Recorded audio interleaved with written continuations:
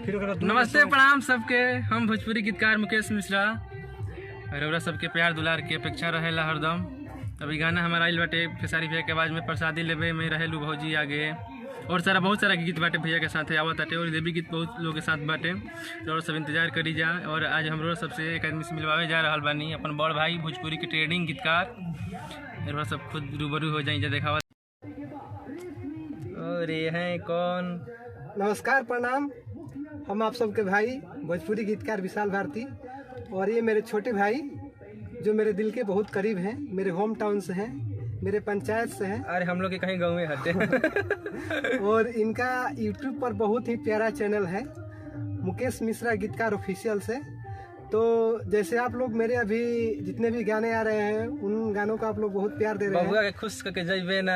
और सलमान खान आया है, इस गाने को भी आप लोग बहुत प्यार और दे रहे बहुत जल्द देवी गीत आने वाला है खेसारी भैया की आवाज में। तो मैं चाहता हूँ कि आप मेरे भाई मुकेश मिश्रा को भी प्यार दीजिए और इनके चैनल को सब्सक्राइब करिए, प्यार दीजिए। और हम लोग को बहुत सारा गीत अभी आप लोग को सुनाएंगे भैया खेसारी भैया की आवाज़ में। बहुत सारे सब स्टार की आवाज़ में, विशाल भैया के भी लिखा हुआ गीत खेसारी भैया के आवाज़ में, सब स्टार की आवाज़ में लोग गीत आ रहा है और मेरा भी आएगा। तो आप लोग को सबसे जानकारी पहले इस चैनल पे मुकेश मिश्रा गीतकार ऑफिशियल